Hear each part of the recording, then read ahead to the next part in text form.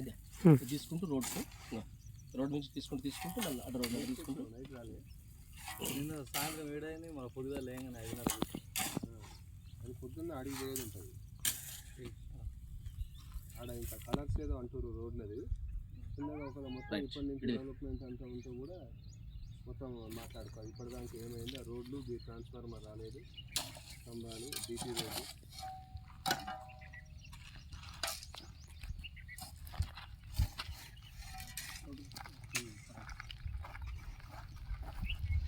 అవతల స్నానం చేసి